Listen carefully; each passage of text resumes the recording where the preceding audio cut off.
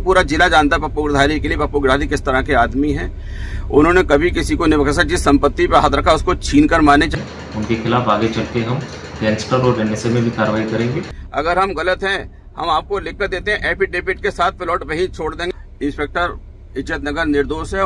उत्तर प्रदेश के बरेली में प्लॉट कब्जाने को लेकर गैंगवार से दहशत फैलाने वाले गुंडों पर पुलिस का एक्शन शुरू हो गया है। बरेली पुलिस ने शनिवार की रात ताबड़तोड़ दबिश दी, जिसमें ललित सक्सेना नाम के एक आरोपी को मुठभेड़ में गिरफ्तार किया गया है। ललित सक्सेना के पैर में गोली लगी है। सीओ 3 अनीता चौहान ने बताया कि ललित सक्सेना राजीव राणा गुट का मेंबर है। शनिवार को प्लॉट कब्जाने के दौरान गोलीबारी में वह शामिल था। शनिवार की गैंगवार के बाद पुलिस प्रशासन हरकत में आ गया है। घटना में शामिल सभी आरोपियों की धरपकड़ के लिए लगातार छापे मारे जा रहे हैं। इस बीच घटना का एक पक्ष राजीव राणा का बयान सामने आया है।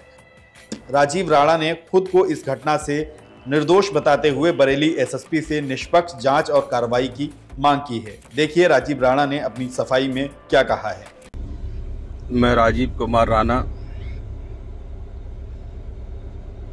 एसएसपी बरेली से बात करना चाहता हूं और अपना पक्ष रखना चाहता हूं। कल हुई उस घटना के संबंध में जिसका आरोपी हमें बनाया जा रहा है, हमने कल कोई गुनाह नहीं किया, कोई गलती नहीं की। हम किसी जमीन पर कब्जा नहीं करने गए थे। हमारा अपना प्लॉट है वो, जो कि विकास प्राधिकरण से स्वीकृत है, जिसको हमने डॉक्टर भारती गुप्ता से परचेज किया था। पिछले 1-1.5 सालों से इस प्लॉट को पप्पू गिरधारी हमसे छीनना चाहता है। ताकत के दम पे, अपने गुंडों के दम पे, अपने आदमियों के दम पे, कभी अपने बेटे को लगाता है, कभी उसमें पत्थर रखवा देता है, कभी आदित्य उपाध्याय, कभी अनुज मिश्रा, कभी किसी को। और एक बार उन्होंने हमारे घर पर भी चढ़ाई करवाई थी। इस पे माननीय थाना बारेदरी इंस्पेक्टर साहब ने मुकदमा लिखवाया और उन पे मुकदमा लिखा गया। उन्होंने हमारे घर पे भी फायरिंग की थी और हमसे रंगदारी भी मांगी थी इस प्लॉट को छोड़ने के एवज में।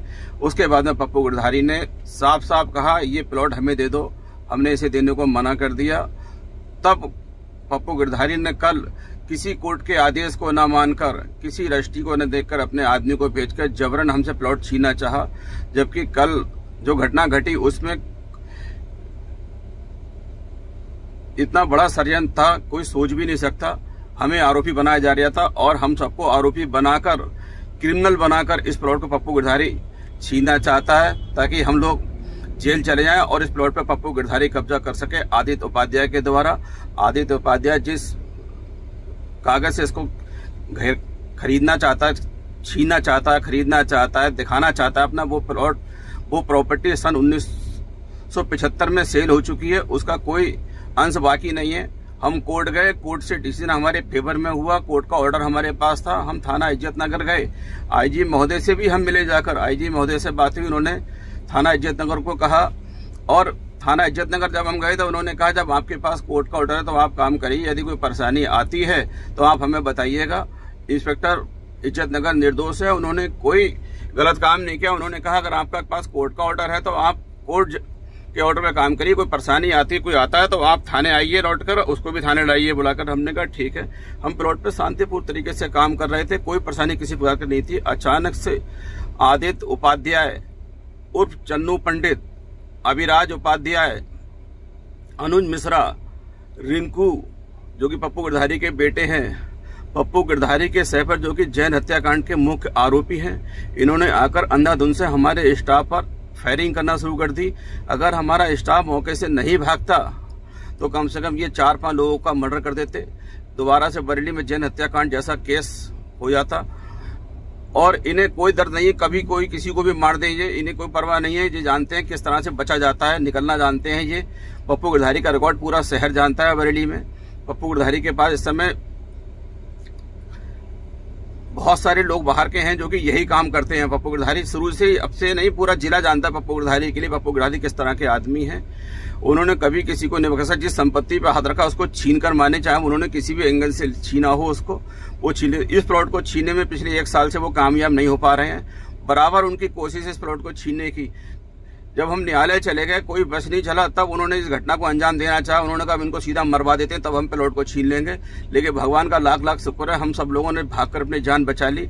अंधाधुंध फायरिंग के बाद भी आपने महोदय वीडियो देखा होगा कि दोनों तरफ से रोड जाम हो गया, किस तरह से फायरिंग हो रही है। और जान बचाना भारी पड़ गई। और फायरिंग से भी जब उनका पेट नहीं भरा, जहां हम लोग भाग रहे थे, हमारे साथी भाग रहे थे, कर्मचारी भाग रहे थे, उनके ऊपर उन्होंने कार चढ़ाकर उनको उड़ाने की कोशिश की, जिसमें लोगों के पैर टूट गए। कार चढ़ाती इतने से पेट नहीं भरा। उसके बाद पुलिस वहां पर आ गई, पुलिस के सामने भी वो लोग फायर कर रहे थे और पुलिस की भी उनको पकड़ने की हिम्मत नहीं हो रही थी। अब आप समझ सकते हैं दोषी कौन है कौन नहीं है, कितने हार्ड क्रिमिनल ये लोग हैं जो कि पुलिस तक की परवाह नहीं कर रहे हैं गोली चलाने में। और हमारी तरफ से कोई फायरिंग कुछ नहीं। एक लड़का उसमें से राहगीर था कोई, जिसने, हम नहीं जानते कौन, जिसका नाम रोहित बताया जा रहा है, तमंचे से फायर इसका दिखा रहे हैं, सिंगल आदमी वो उसका दिखा रहे हैं तब फायर करता हुआ उसके लिए, और उसको हमारे केस में जोड़ा गया हमारे साथ में। आप इसकी सत्यता से जांच करा लीजिए, हम लोगों की लोकेशन निकाल लीजिए, हम कहाँ क्या है, क्या करते हैं क्या नहीं, और हमारे बारे में पूरी छानबीन कर लीजिए। हम कोई ऐसा काम नहीं करते जिससे हमारे समाज की, हमारी पार्टी की बदनामी हो। माननीय योगी जी के राज में हमें पूरी उम्मीद है हमारे साथ न्याय होगा, अन्याय नहीं होगा, और जो भी लोग गलत काम कर रहे हैं उनको दंडित करिए। भले चाहे अगर हम दोषी पाए जाएं तो आप हमें भी दंडित कर सकते हैं। हमें मिलने के बाद में चाहे तो आप हमारी बात सुनकर हमें जेल, अगर हम गलत हो तो हमें आप जेल भेज सकते हैं। हम पीछे नहीं है किसी मामले से भी। अगर हम गलत हो तो हम अपनी गलती, अगर हमने की है तो हमें सजा दीजिए उसकी, अगर हमने नहीं की तो साहब हमें सजा नहीं दी जाए। हमने सुना है कि बरेली एसएसपी साहब जो हैं बहुत निष्पक्ष व्यक्ति हैं और बहुत तेज तर्रार ऑफिसर हैं। वो कभी किसी राजनीतिक का दबाव नहीं मानते। यदि वो दबाव नहीं मानते हैं तो इसमें निष्पक्ष जांच कराई जाए और जो निष्पक्ष हो वही किया जाए। मैं माननीय योगी जी के पास भी जाऊंगा इस मैटर को लेकर। अगर मेरी बात यहाँ नहीं सुनी जाती तो मैं माननीय योगी जी के पास जाऊंगा, उनको बताऊंगा पूरी घटना के बारे में। मेरे पास वो सारे वीडियो हैं जो कल घटना घटी है, वो सारी चीजें और वो सारे डॉक्यूमेंट हैं, वो कोर्ट के ऑर्डर हैं, वो रजिस्ट्रियां हैं जो उन्होंने जाली तैयार की हैं, और मेरे पास अपनी रजिस्ट्री जो कि पीकार्ड्स प्राधिकरण से बीडीए स्वीकृत प्लॉट है मेरा, जो माननीय डॉक्टर भारती गुप्ता जी से मैंने परिचय किया हुआ है। आप डॉक्टर भारती गुप्ता जी को बुलाकर उनसे पूछ सकते हैं उनका प्लॉट डिस्प्यूट था, किसका कब्जा था, किसका नहीं था, बता देंगे सब आपके लिए। हमने प्लॉट देखकर 30 साल 50 साल तक का रिकॉर्ड देखकर हमने पेपर देख के प्लॉट खरीदा है। कोई धोखेबाजी, कोई जल्दबाजी नहीं, कोई जमीन नहीं घेरी है हमने। अगर हम गलत हैं हम आपको लिख कर देते हैं, एफिडेविट के साथ प्लॉट वहीं छोड़ देंगे, हम प्लॉट नहीं लेंगे, हमें नहीं चाहिए प्लॉट। इस तरह का अगर कहीं लगता है तो आपसे निवेदन है, आप इसकी गहनता से, सत्यता से जांच करिए, जो दोषियों के खिलाफ सख्त से सख्त कार्रवाई करिए। धन्यवाद महोदय। बरेली पुलिस ने इस घटना में 2 एफआईआर दर्ज की हैं। एक रिपोर्ट अभिराज के नौकर ने लिखाई है और दूसरी पुलिस ने।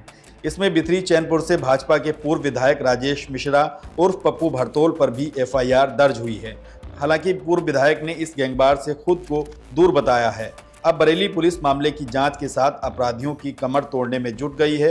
एसएसपी पहले ही स्पष्ट कर चुके हैं कि बरेली में दहशत फैलाने वालों के खिलाफ गैंगस्टर की कार्रवाई की जाएगी। शनिवार को बरेली में प्लॉट कब्जाने को लेकर हुई इस गैंगवार की घटना से बरेली ही नहीं बल्कि पूरा रोहिलखंड थर्रा गया। इस घटना को लेकर यूपी की कानून व्यवस्था पर भी सवाल उठे और यही वजह है कि अब पुलिस इन आरोपियों के खिलाफ कड़ी कार्रवाई की मूड में है।